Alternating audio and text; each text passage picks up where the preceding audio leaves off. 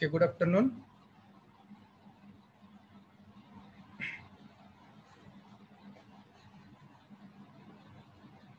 Yes, am I audible? Yes, sir. Okay. So today we will continue with the next component of the superstructure, that is floor. So we have covered 9 components of superstructure, that 9 components from plinth to last component we have covered, that is chhajja. So today we will continue with the next component, that is floor. Okay. So what is floor? So it is a part of building over which the occupant live or move. म्हणजे असा area की ज्याच्यावरती ऑक्युपंट म्हणजे आपण सर्वजण राहतो किंवा आपली मुवमेंट होत असते.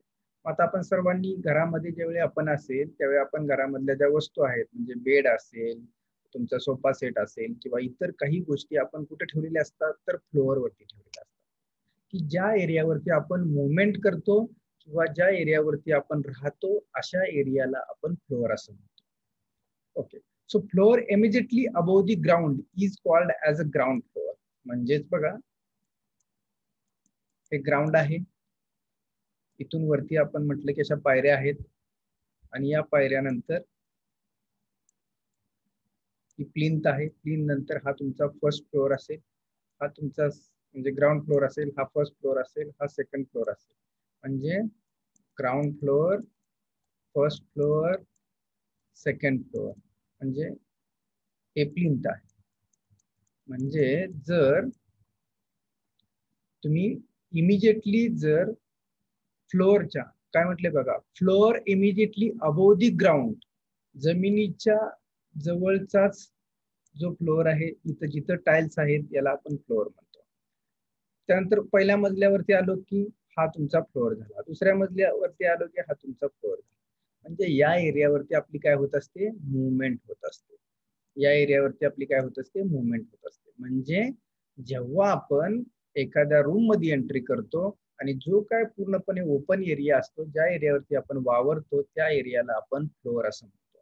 मग ground floor, first floor, second floor, third floor, fifth floor, sixth floor, 9, 10, 20 floor. जेवढी काय बिल्डिंगची हाईट आहे, जेवढे काय मजले आहेत, त्या प्रत्येक मजल्यावरती ज्या मजल्यावर आपण वावरतो त्या मजल्याला आपण काय म्हणणार आहे, फ्लोअर असं म्हणणार. Other floors above this floor are called as first floor, second floor. म्हणजे ground floor, first floor, second floor जे आपण तुम्ही ऐकलं असेल, सर्वांनी ऐकले ना. जेवढी काय बिल्डिंगची हाईट आहे, जेवढी काय स्टोरी आहे, आपण म्हणतो 10 मजली बिल्डिंग आहे तर फ्लोअर किती असणार आहे, 10 फ्लोअर असणार आहेत. आपण म्हटलं की 15 स्टोरी आहे, 20 स्टोरी म्हणजे 20 मजली, 30 मजली बिल्डिंग आहे तर तेवढे फ्लोअर्स असणार आहे, की ज्या एरियावरती आपण मुवमेंट होत असते किंवा आपण ज्या एरियावरती राहत असतो. आलं लक्षात सर्वांच्या? Floor means what? Okay, so now functions. What are the functions of this floor? Divide the building at different levels. Provide more accommodation in limited space. Divide the building in different level. इथपर्यंत काय plinth level आहे बघा, इथपर्यंत काय आहे, plinth level आहे. Plinth लेवलच्या वरती ग्राउंड फ्लोअर लेवल जाते, त्यानंतर first floor level, second floor level, third floor level.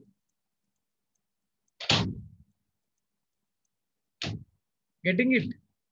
So divide the building different level. म्हणजे एक स्लॅब झाला की तेवढ्याच अंतरावरती दुसरा स्लॅब असतो, तेवढ्याच अंतरावरती तिसरा स्लॅब असतो, तेवढ्याच अंतरावरती चौथा स्लॅब असतो. म्हणजेच the building is divided into different levels.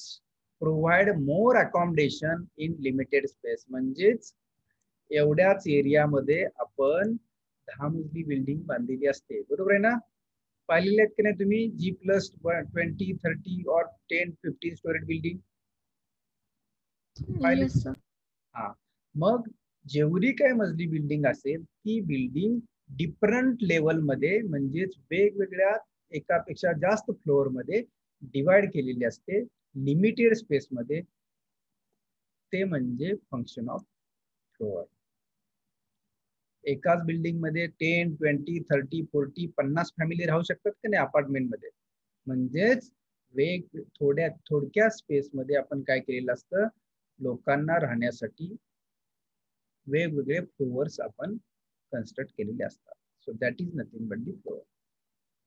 So type and material, कोणकोणत्या मटेरियलचे फ्लोअर असतात? मुरुम, म्हणजे आता सगळ्यात खालच्या लेवलचं जर तुमचं ग्राउंड फ्लोअरलाच घर असेल तर आपण मुरुम कॉम्पॅक्ट करून आपण काय केलं असतं, फ्लोअर बनवलेला असतो. त्यानंतर शहाबाद, रुरल भागामध्ये आपण शहाबाद फरशी वापरतो, ऐकलंय का सर्वांनी? Shahabad tiles. Yes sir. Granite marble ऐकले सर्वांनी? Yes indoor. Then mosaic tiles. So ग्रॅनाइटच्या टाइल्स असतील, मार्बल असेल, मोझॅक टाइल्स असतील किंवा शहाबाद फरशी असेल, किंवा आपण खेडे भागामध्ये आपण जनरली मुरुम कॉम्पॅक्ट करून, थोडक्यात मराठीत आपण जमीन सारवून जे बनवलेलं खेडे भागातलं जे घर असतं, रुरल एरियातलं, विलेज मधलं, ते म्हणजे मुरुम फ्लोरिंग तुमचं.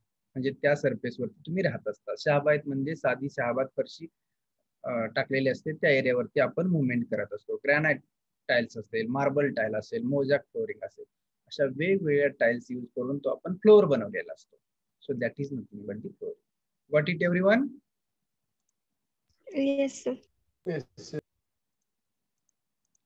So now if you see the picture, types of floor, या ठिकाणी वेगवेगळ्या टाइल्स आहेत, या ठिकाणी हे कार्पेट आहे. अशा पद्धतीनं आपण हे फ्लोअर तयार करतो आणि या फ्लोअर वरती आपली मुवमेंट आणि आपण राहत असतो. Got it? Okay.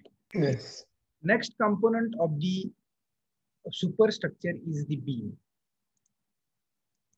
Okay. So if you see the pictures here, ह्या बीम आहेत बघा, एकमेकाला इथं क्रॉस झालेले आहेत, आणि या बीम वरती हा स्लॅब आहे. दिसतोय का हा स्लॅबचा पोर्शन इथं? म्हणजे हा स्लॅबचा पोर्शन, हा स्लॅब आहे तो या बीम वरती रेस्ट आहे, आणि या बीम कॉलम वरती रेस्ट असतात. So what is beam? These are the horizontal structural member of a building. एखाद्या बिल्डिंगचे हॉरिझॉन्टल स्ट्रक्चरल मेंबर जे असतात त्याला आपण बीम असं म्हणतो, की जे इमिजिएटली बिलो दी स्लॅब असतात. स्लॅबच्या जवळच खाली जे मेंबर, स्ट्रक्चरल मेंबर असतात त्याला आपण बीम असं म्हणतो. So what is function of this beam? To support the floor and transfer their load to the column. Floor, आता या ठिकाणी हा स्लॅब आहे, हा slab act as a floor. हा जो स्लॅब दिसतो हा slab act as a floor, म्हणजे या स्लॅब वरती आपण काय करतो, टाइल्स अंतरतो आणि त्या टाइल्स लेड करतो आणि त्याच्यावरती आपण राहत असतो की नाही. प्रत्येक फ्लोअरला स्लॅब असतो, स्लॅब वरती आपण काय करतो, टाइल्स लावतो. मग मोझॅक टाइल्स असेल, मार्बल असेल, त्या टाइल्स वापरतो आणि त्या टाइल्स वरती आपण काय करत असतो, मुवमेंट करत असतो, आपण राहत असतो. मग हा स्लॅब एक फ्लोअर आहे. मग तो ग्राउंड फ्लोअर असेल, फर्स्ट फ्लोअर असेल, सेकंड फ्लोअर असेल, थर्ड फ्लोअर असेल. टू सपोर्ट दी फ्लोअर म्हणजे या स्लॅबला सपोर्ट करायचं काम कोण करतंय? बीम करतात. And transfer their loads to the column. Beam ह्या फायनली कनेक्ट कुठं असतात? कॉलमला कनेक्ट असतात. बघा अशा पद्धतीचं फ्रेम्ड स्ट्रक्चर असतं.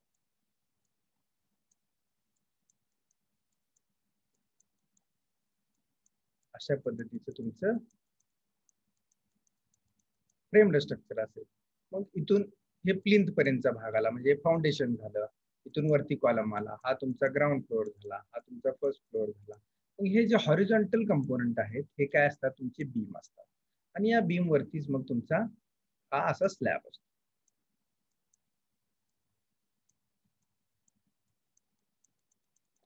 हा तुमचा स्लॅब झाला.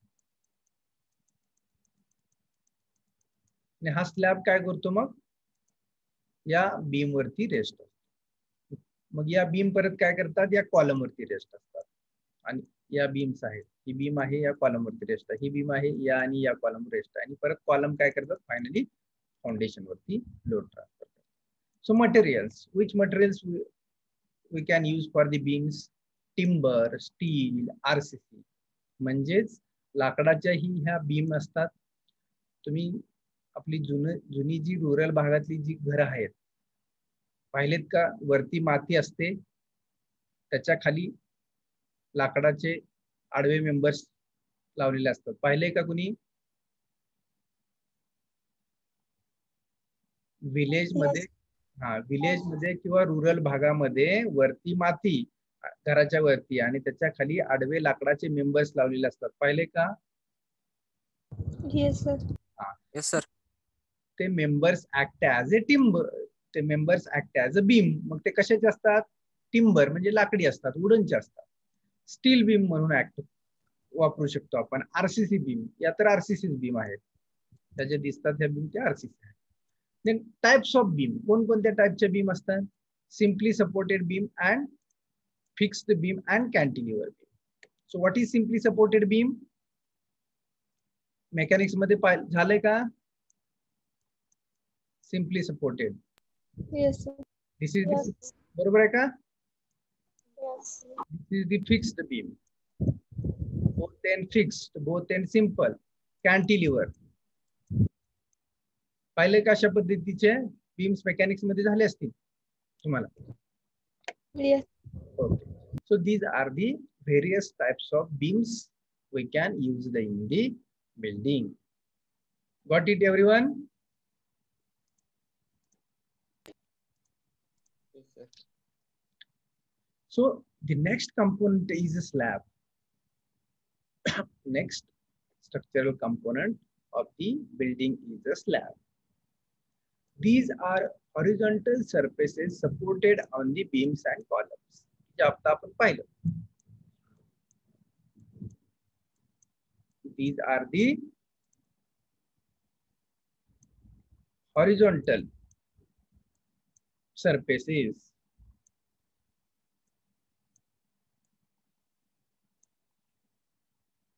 हे हॉरिझॉन्टल सर्फेसेस आहे. हे हॉरिझॉन्टल सर्फेसेस कशावरती रेस्ट असतात? या बीम वरती. या बीम कशावरती रेस्ट असतात? या कॉलम वरती. म्हणजेच स्लॅब हा कंपोनंट बीम वरती रेस्ट असतो, बीम हा कंपोनंट कॉलम वरती रेस्ट असतो आणि कॉलम फायनली कशावरती रेस्ट असतो? तर फाउंडेशन वरती, फुटिंग वरती. What is the function of slab? Provide space for occupant to live. Provide space for the occupant to live. त्या फ्लोअर वरती म्हणजे या एरियावरती राहण्यासाठी जी काही लोक राहतात त्यांच्यासाठी स्पेस प्रोव्हाइड करायचं काम म्हणजे स्लॅब करतो. Slab is a horizontal member which is providing the space to the occupant. राहण्यासाठी लोकांसाठी जो स्पेस प्रोव्हाइड होतो त्या कंपोनंटला आपण काय म्हणतो? स्लॅब. आणि that is the function of that slab. So distribute load of the floor uniformly it to the column. Column वरती युनिफॉर्मली लोड डिस्ट्रीब्युटेड करायचं काम कोण करतंय? हा स्लॅब करतोय. आता बघा, इथे एक कॉलम आहे, इथे एक असेल कॉलम, इथे एक कॉलम असेल, या ठिकाणी कॉलम असेल, तर या एरियाचा हा जो एरिया आहे या एरियाचा जो काय लोड आहे तो कुठे जाणार आहे? हो, या कॉलम वरती, या कॉलम वरती. म्हणजे कॉर्नरला 4 कॉलम आहेत, तर 4 कॉलम वरती युनिफॉर्मली लोड जाणार आहे या स्लॅबचा. So the slab distribute the load of floor. म्हणजे हा फ्लोअर आहे, याच्यावरती आपण ज्यावेळी वावरतो तो त्यावेळी हा फ्लोअर झाला. But component is slab. Component is slab, and when we are using that slab at that time that act as a floor. मग तो ज्यावेळी फ्लोअर ऍक्ट होत असतो त्या फ्लोअरचा वरचा लोड, आपली मुवमेंट किंवा आपण ठेवलेल्या वस्तू, बेड असेल किंवा सोफा सेट असेल घरामधला, त्याचा लोड कशावरती जातो? फ्लोअर वरती. आणि फ्लोअरचा लोड परत कुठे जातो? कॉलम वरती. म्हणजे फ्लोअर म्हणजेच हा स्लॅब असतो. Okay. So it act as a floor for multi-storied building. हा स्लॅब मल्टी-स्टोरी बिल्डिंग मध्ये ऍज अ फ्लोअर म्हणून ऍक्ट होतो. ज्यावेळी आपण खालून वरती बघतो, ज्यावेळी आपण घरामध्ये असतो आणि वरती बघतो त्यावेळी जो स्लॅब दिसतो तो छत म्हणून ऍक्ट होतो. आणि त्याच ज्यावेळी आपण त्या स्लॅब वरती जाऊन उभा राहतो त्यावेळी तो फ्लोअर म्हणून ऍक्ट होतो. येते का लक्षात? का थोडं जमलिंग होतंय? बघा, एक स्लॅब आहे, आपण खालून ज्यावेळी त्या स्लॅब वरती पाहतो त्यावेळी तो स्लॅब छत म्हणून आपल्याला ऍक्ट होतो. बरोबर आहे का? सिंपल सांगतोय मी, म्हणजेच रूफ म्हणून ऍक्ट होतो. आणि ज्यावेळी आपण त्या स्लॅब वरती उभा असतो त्यावेळी तो खालच्या मजल्यावरच्या लोकांना तो छत असतो, पण आपल्यासाठी काय असतो? फ्लोअर. गुड. म्हणजे आपण ज्या एरियावरती वावरतो त्यावेळी तो फ्लोअर असतो. बघा, सिंपल आहे. फरशी अंतरलेली असते त्यावेळी त्या वेळेवरती आपण बसतो, वस्तू ठेवतो, त्यावेळी तो फ्लोअर होतो. आणि ज्यावेळी आपण वरती पाहतो त्यावेळी तो छत म्हणून असतो. Okay. So material. So for the slab we can use the material that is RCC, reinforced cement concrete. आपण कोणतं मटेरियल वापरतो स्लॅब साठी? तर reinforced cement concrete. So this is the slab.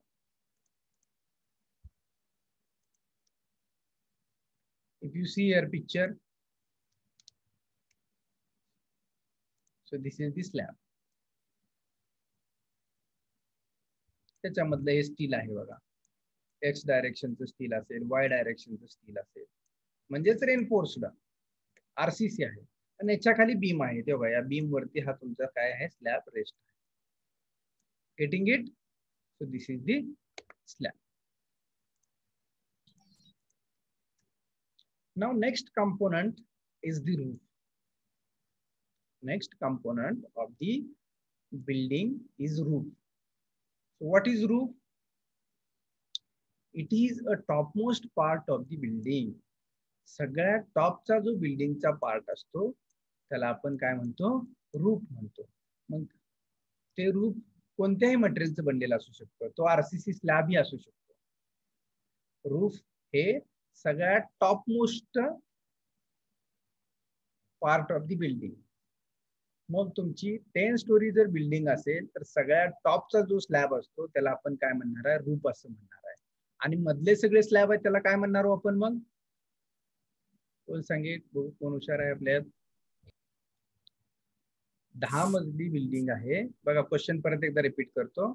10 storeyed building आहे, सगळ्यात टॉपचा जो स्लॅब आहे त्याला जर आपण रूफ म्हणत असेल तर मधले जे उरलेले 9 स्लॅब आहेत त्याला आपण काय म्हणणार? Floor. Good good good good. त्याला आपण काय म्हणणार? फ्लोअर असं म्हणणार. तो स्लॅबच असतो, खालच्या मजल्यावरच्या लोकांना ते रूफच असतं त्यांच्यासाठी.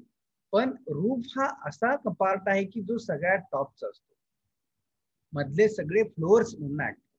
Good. So what is function of roof? Protect against sun, wind, rain and snow. What is roof? किंवा रूफचं फंक्शन काय?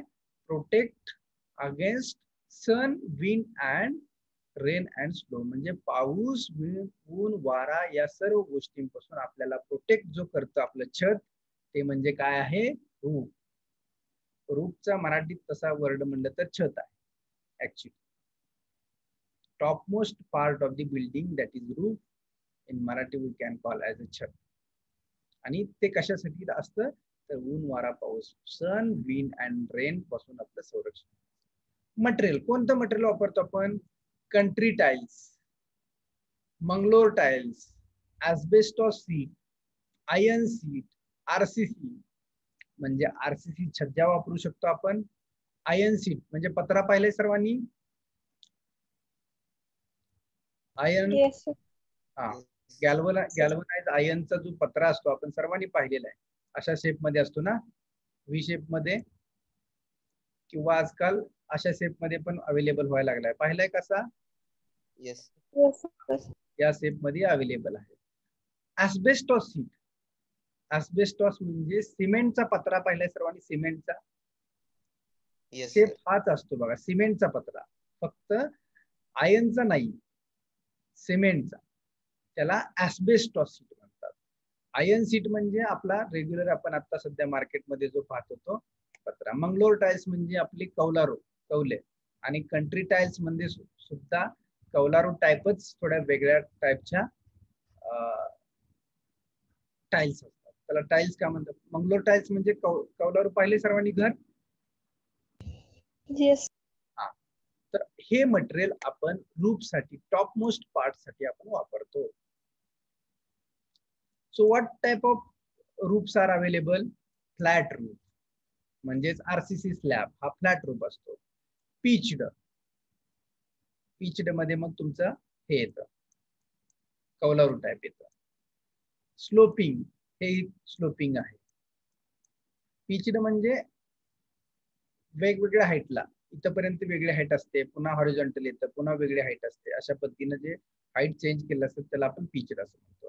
Then sloping like this, curved, sometimes curved slope are given to the roof. So these are the roofs.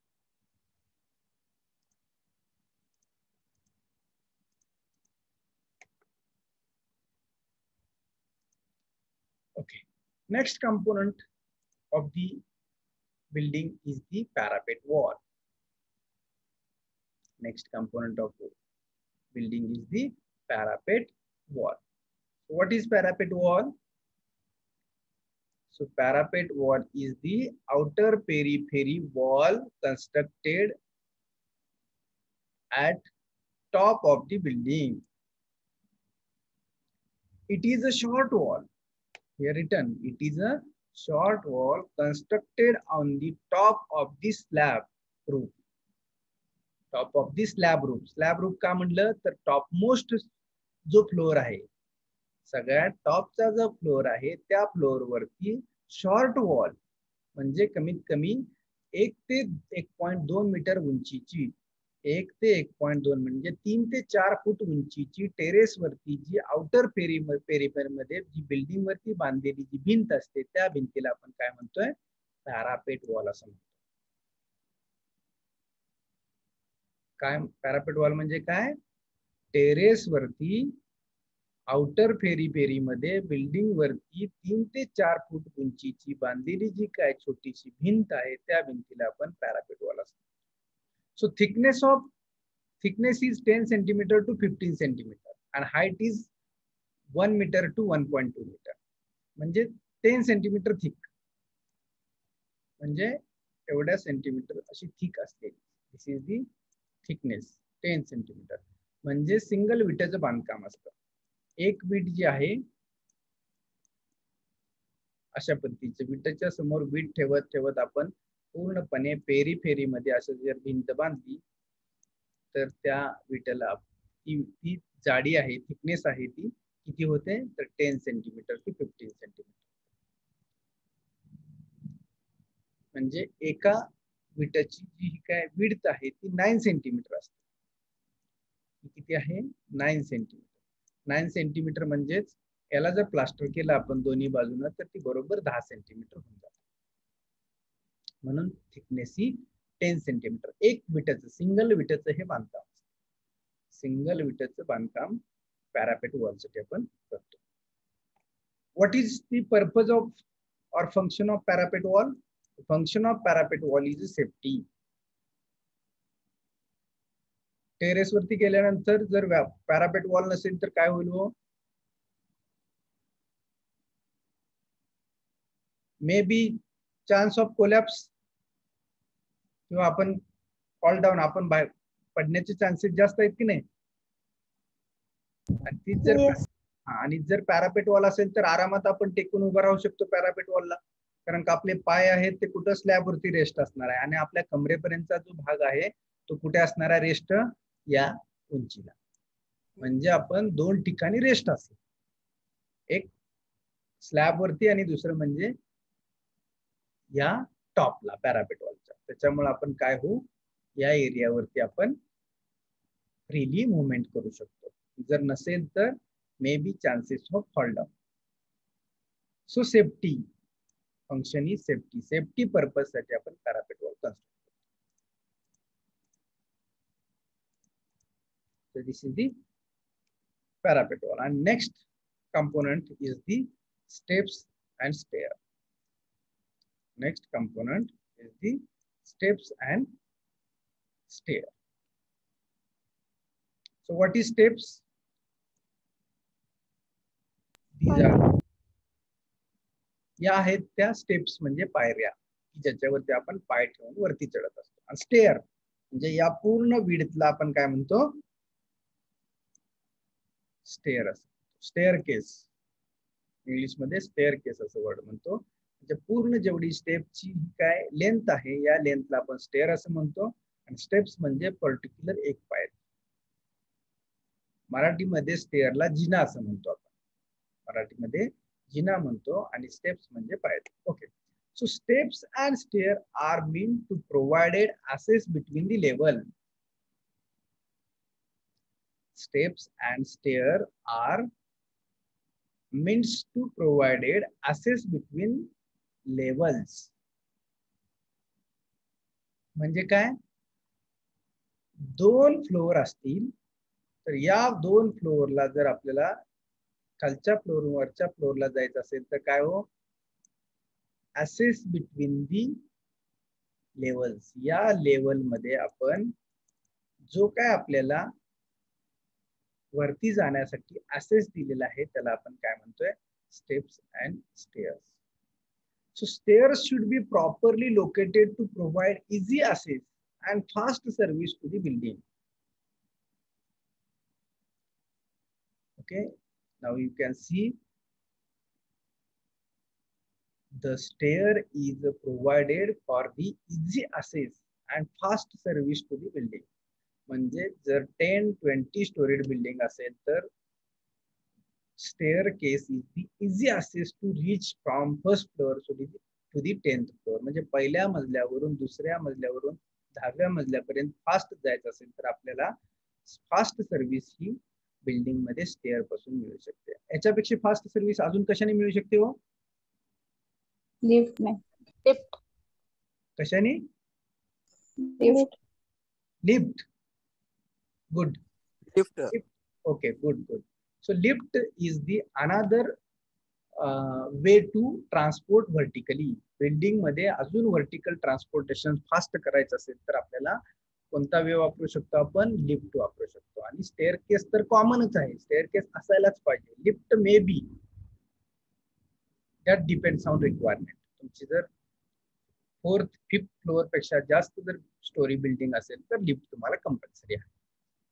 जर 3-4 मजल्यापेक्षा जास्त building असेल तर तुम्हाला lift compulsory आहे. But 4 ते 5 मजल्यापर्यंत you can use the stair. Okay. Stair consists of number of steps provided for movement below the floor. बघा, stair काय आहे? Staircase consist of number of steps provided. म्हणजे या स्टेअर मध्ये नंबर ऑफ स्टेप्स आहेत की नाहीत? ही जी स्टेअर दिसते स्टेअरकेस, त्याच्यामध्ये नंबर ऑफ स्टेप्स आहेत ना? 1 2 3 4 5 6. सो एका स्टेअर मध्ये नंबर ऑफ स्टेप्स असतात for the movement below the floor. फ्लोअरच्या खाली जर आपल्याला मुवमेंट करायचं असेल, त्या फ्लोअर पर्यंत जायचं असेल तर आपल्याला number of steps involve in the stair किंवा stair consist of number of steps. Okay. Material, कोणकोणतं मटेरियल वापरू शकतो आपण स्टेअर आणि स्टेप्स साठी? स्टोन वापरू शकतो, वूड वापरू शकतो, आरसीसी वापरू शकतो. Stone,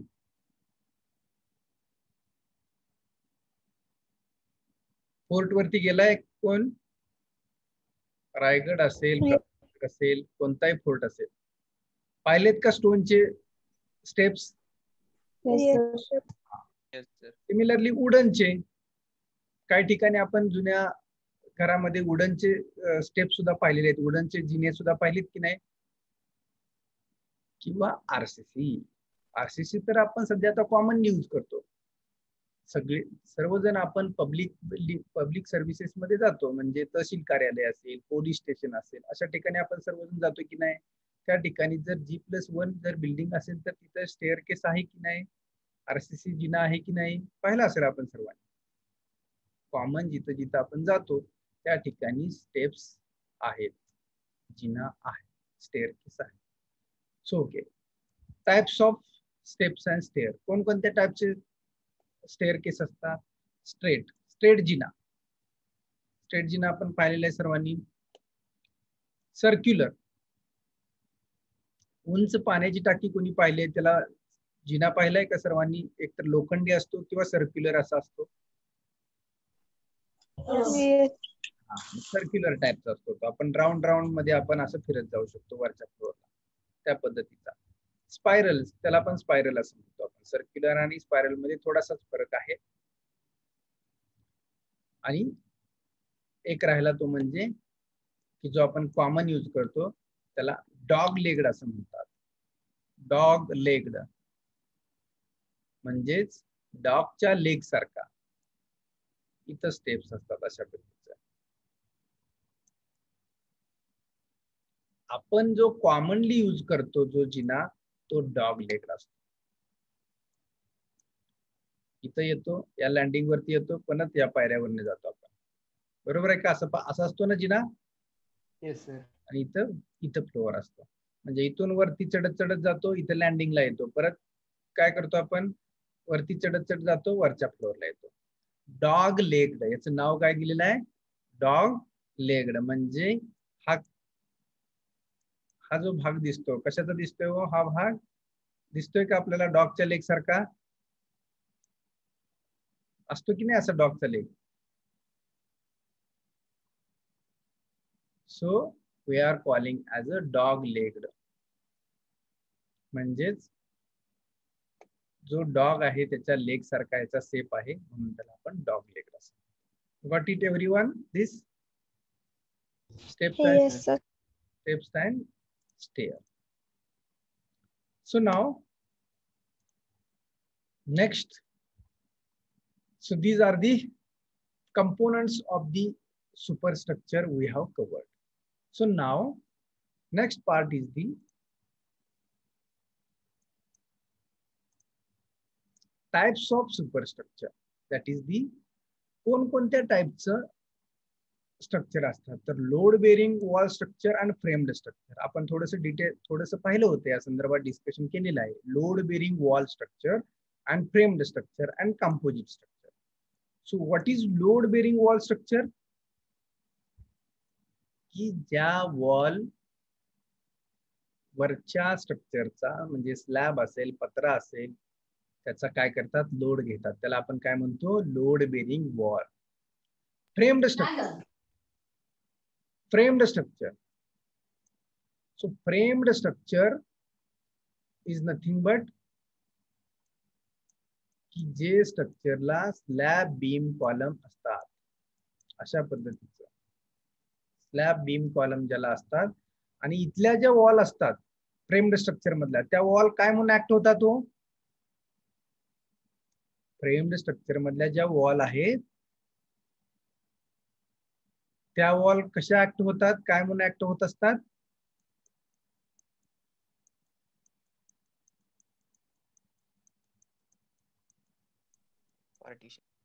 partition wall.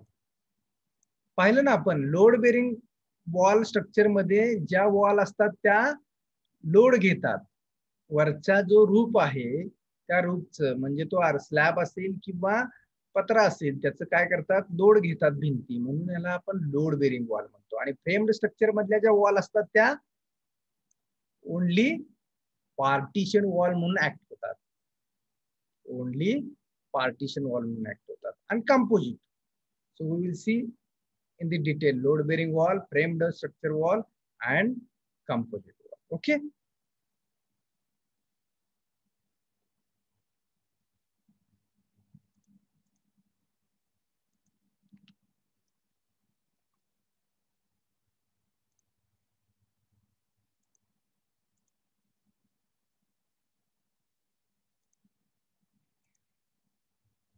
Okay.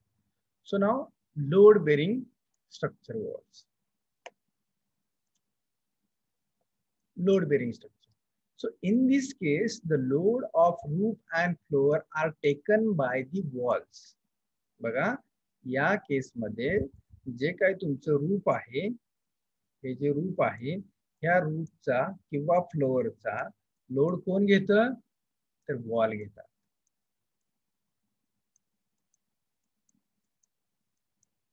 अशा पद्धतीचं म्हणजे ह्या असतात भिंती तुमच्या. ह्या भिंती काय करतात? तर या फ्लोअरचा किंवा या रूफचा, या फ्लोअरचा, याला म्हणतोय मी रूफ आणि याला काय म्हणतोय मी फ्लोअर, कारण हा इंटरमिडिएट आहे आणि हा एंडचा आहे. एंडचा आहे म्हणून याला रूफ म्हणायचं आणि मधला असेल तर त्याला आपण फ्लोअर म्हणणार. सो या रूफचा किंवा फ्लोअरचा लोड कशावरती जातो? डायरेक्टली या भिंतीवरती, या वॉलवरती. So these walls carry the load of this floor and roof. They finally transfer the same to the foundation below. इथं खाली जर फाउंडेशन असेल तर या फाउंडेशन वरती या वॉल्स डायरेक्टली लोड ट्रान्सफर करतात, त्याला आपण लोड बेरिंग स्ट्रक्चर असं म्हणतो. So these walls are known as load bearing walls and the structure is therefore is known as load bearing wall structure. आलं का लक्षात? लोड बेरिंग स्ट्रक्चर म्हणजे काय? Yes, sir. काय असतं लोड बेरिंग स्ट्रक्चर मध्ये? भिंती ह्या छताचा लोड घेतात. सगळ्यात सिंपल भाषेत सांगायचं म्हणलं तर काय लोड बेरिंग स्ट्रक्चर म्हणजे काय? भिंतीवरती डायरेक्ट छत रेस्ट असतं आणि ते छताचा लोड भिंती ह्या डायरेक्ट घेतात आणि फाउंडेशन वरती ट्रान्सफर करतात. That's it, load bearing structure म्हणजे. आणि फ्रेम्ड स्ट्रक्चर, आता पुढचा टाइप जो आहे तो फ्रेम्ड स्ट्रक्चर आहे. So what is frame structure? हे स्केच बघा लोड बेरिंगचं, की जे मी आता काढलं होतं. काय दिसतंय?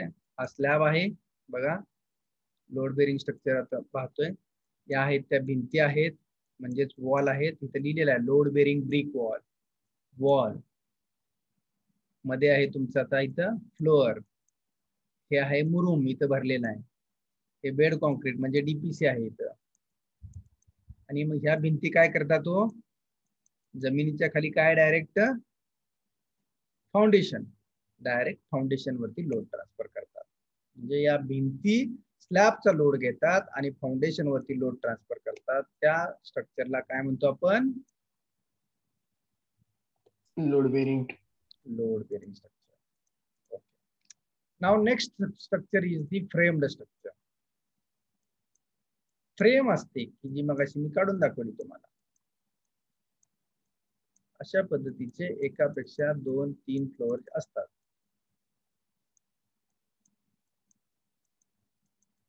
एक मजली, 2 मजली, 3 मजली, 4 मजली बिल्डिंग ज्यावेळी असते त्यावेळी त्या बिल्डिंगला आपण काय म्हणतो? फ्रेम्ड स्ट्रक्चर असं म्हणतो. So to meet growing demand of mass housing due to population explosion and shortage of land or high cost land, multi-storied building are generally constructed. Multi-storied building construct करण्यासाठी आपण framed structure चा use करतो. Multi-storeyed building construct करण्यासाठी आपण काय करतो? Framed structure चा use करतो. कशामुळे करतो? तर लो कॉस्ट मध्ये व्हावं, लँडची जागा आपल्याकडे कमी असते, सो दॅट एकाच छोट्या शॉर्ट स्पेस मध्ये आपण काय करतो? 1, 2, 3, 4, 10 स्टोरी बिल्डिंग कन्स्ट्रक्ट करतो. So that building called as a framed structure. So if these structures built as a load bearing wall structure, the wall of large thickness will have to provided. हे structure framed structure जर load bearing structure जर 10 story construct करायचं म्हणलं तर भिंती ह्या तुम्हाला आपले 2 हात जर लांब केले तर तेवढ्या भिंती कन्स्ट्रक्ट कराव्या लागतील, की ज्या आपण कुठे पाहतो आलेलो आहे आतापर्यंत? फोर्ट वरती, गड किल्ले या ठिकाणी आपण मोठ्या भिंती पाहिलेत की नाही? Yes, sir. हा, की तिथं जर 1-2 मजलीपेक्षा जास्त जर कन्स्ट्रक्ट करायचं असेल तर त्या ठिकाणी मोठ्या भिंती लागतात. ते पॉसिबल नाही आपल्याला खूप मोठ्या भिंती बांधणं. त्यासाठी आपण काय करतो? बीम कॉलम स्लॅबचं स्ट्रक्चर उभा करतो आणि त्या बीम स्लॅब कॉलमच्या स्ट्रक्चरलाच आपण कोणतं स्ट्रक्चर म्हणतो? फ्रेम. बरोबर की? फ्रेम म्हणजे का? तर हा एक सापळा दिसतोय की नाही? फ्रेम दिसतोय की नाही असा? Yes, sir. हा, मग हे किती पण स्टोरी असू द्या. बघा आता एवढे स्टोरी बिल्डिंग आपण काढली आता इथं 1, 2, 3, 4, 5, 6, 7.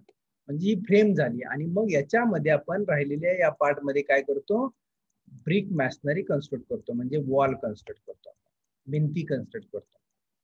हे आहेत कॉलम, व्हर्टिकल दिसतात हे कॉलम आहेत, आणि याच्यामध्ये आपण राहिलेल्या स्पेस मध्ये काय करतोय, भिंती. Hence it becomes costly.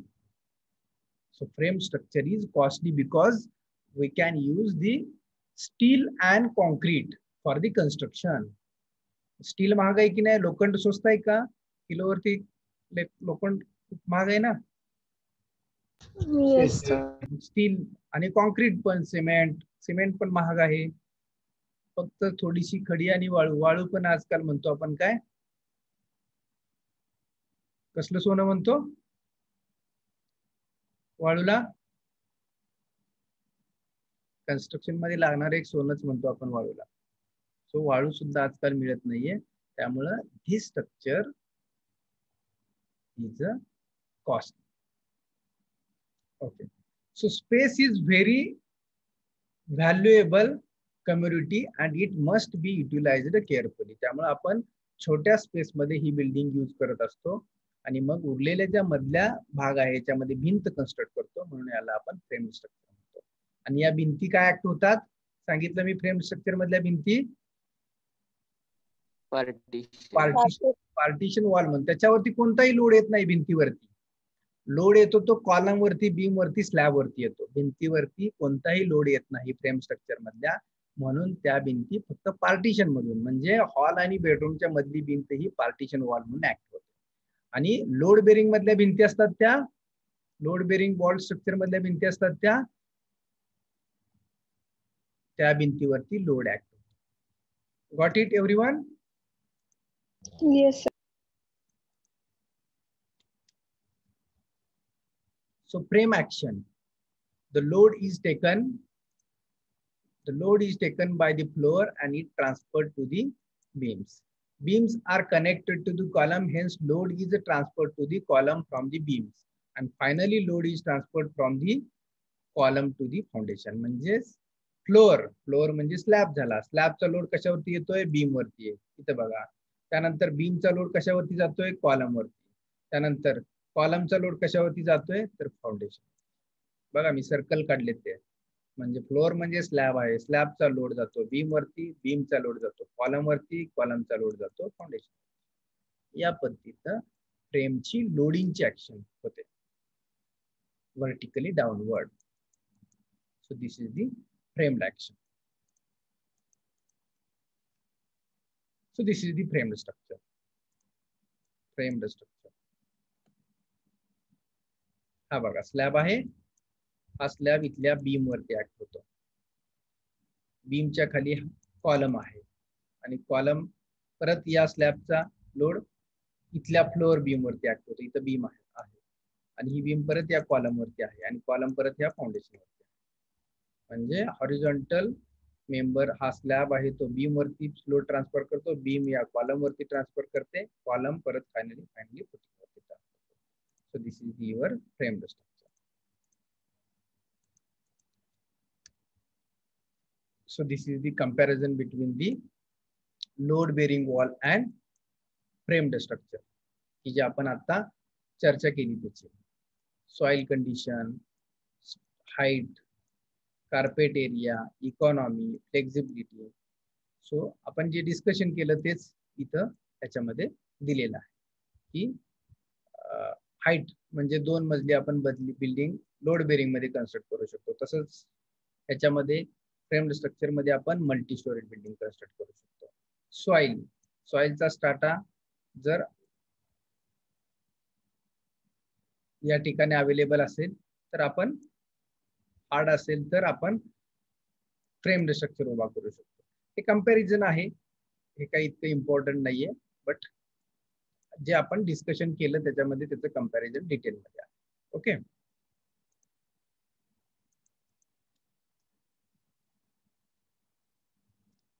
So next type of structure is the composite structure.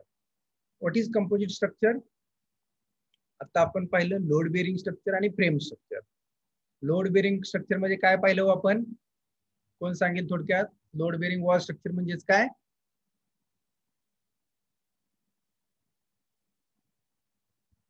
काय असतो त्यामध्ये?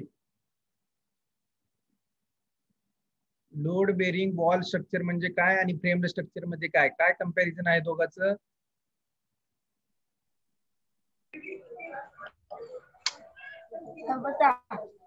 हा बोला. Loads of roofs and floors are taken by the walls. Good good good. म्हणजे ज्या भिंती वरच्या फ्लोअरचा किंवा रूफचा लोड घेतात त्याला आपण लोड बेरिंग असं म्हणतो, आणि जे स्ट्रक्चर स्लॅब बीम कॉलमचं असतं त्याला आपण काय म्हणतो? फ्रेम्ड सिंपल असा डिफरन्स आहे लोड बेरिंग आणि फ्रेम मधला. फ्रेम मध्ये आपण एकापेक्षा जास्त story multi storey building construct करतो की जिथं वॉल अजिबात लोड घेत नाहीत, स्लॅब बीम कॉलम लोड घेतात. आणि लोड बेरिंग वॉल स्ट्रक्चर मध्ये एक किंवा दोन मजली आपण बिल्डिंग कन्स्ट्रक्ट करतो की जिथं रूफचा आणि फ्लोअरचा लोड कोण घेतं? वॉल्स घेतात. ते झालं लोड बेरिंग स्ट्रक्चर आणि फ्रेम स्ट्रक्चर. आता कंपोजिट स्ट्रक्चर म्हणजे काय? तर कंपोजिट स्ट्रक्चर म्हणजे या दोन्हीचं कॉम्बिनेशन आहे. फ्रेम स्ट्रक्चरचं आणि लोड बेरिंग वॉल स्ट्रक्चरचं कॉम्बिनेशन आहे. तर ते कॉम्बिनेशन काय आहे अगोदर मी तुम्हाला स्केच दाखवतो आणि त्यानंतर आपण कॉम्बिनेशन बघा. काय कॉम्बिनेशन आहे? तर कडेच्या भिंती ज्या आहेत, साइडच्या ज्या भिंती आहेत त्या डायरेक्टली रूफचा किंवा फ्लोअरचा लोड घेतात बघा इथे. आणि ज्या मधली जी भिंती आहेत त्या कशाच्या आहेत? कॉन्क्रीटच्या आहेत. दिसतंय का? आरसीसी कॉलम म्हटलंय बघा, आणि या ठिकाणी लोड बेरिंग वॉल म्हटलंय बघा. प्लीज थोडस केअरफुली बघा. कंपोजिट म्हणजे दोन्हीचं मिक्सिंग आहे, फ्रेम्ड स्ट्रक्चरचं लोड बेरिंग. म्हणजे जे एंडच्या ज्या वॉल आहेत, एक्सटेरियर बाहेरच्या वॉल ज्या आहेत त्या लोड बेरिंग वॉल असतात, आणि मधल्या ज्या सगळे जे कॉलम असतात ते ऍज अ फ्रेम्ड स्ट्रक्चर म्हणून ऍक्ट होत असतात. That is the composite structure. Composite structure म्हणजे काय? तर एंडच्या पेरिफेरीच्या एंडच्या ज्या भिंती आहेत त्या लोड बेरिंग म्हणून ऍक्ट होतात, आणि सेंटरचे जे काय कॉलम आहेत ते फ्रेम्ड स्ट्रक्चर म्हणून ऍक्ट होतात, आणि वॉल ज्या आहेत त्या नॉन लोड बेरिंग वॉल असतात मधल्या. So that is the composite structure. So what you will see again in theoretically composite. So when superstructure consists of load bearing wall as well as framed structure. When superstructure consists of load bearing as well as framed structure. बघा म्हणजे दोन्हीचं combination composite structure म्हणजे काय? Load bearing आणि framed स्ट्रक्चरचं combination आहे. Then such type of structure called as a composite structure. In such case, outer walls may form load bearing structure and inner supports column may form framed structure. मी आता sketch दाखवलं तुम्हाला. Outer wall आहेत त्या कशाच्या असतात? त्या कशा act होतात? Load bearing walls. Outer walls आहेत त्या लोड बेरिंग ऍक्ट होतात, आणि इनर साइडच्या जे सपोर्ट्स आहेत ते कॉलम म्हणून ऍक्ट होतात. ते फ्रेम्ड स्ट्रक्चर असतात. त्यावेळी हे कंपोजिट बनतं. सच structures are adopted when multi-storied construction is not required but larger spans are required. म्हणजे एकापेक्षा जास्त स्टोरीड बिल्डिंग गरजेची नाहीये, बट लार्जर स्पॅन, हा स्पॅन खूप मोठा आहे, त्या केसमध्ये मग काय करता तुम्ही? तर मध्ये आरसीसी सपोर्ट टाकता, फ्रेम्ड स्ट्रक्चरचा सपोर्ट टाकता या ठिकाणी. Such as workshop, warehouse. Workshop पाहिलेत, खूप मोठा स्पॅन असतो आरसीसीचे. वेअरहाऊस की जिथं गोडाऊन्स, वेअरहाऊस मीन्स काय? गोडाऊन्स, जिथं आरसीसीचे किंवा मोठा स्पॅन असलेले गोडाऊन्स असतात, वर्कशॉप असतात, अशा ठिकाणी आपण काय करतो? कंपोजिट स्ट्रक्चर यूज करतो. Got it everyone? Yes. Yes.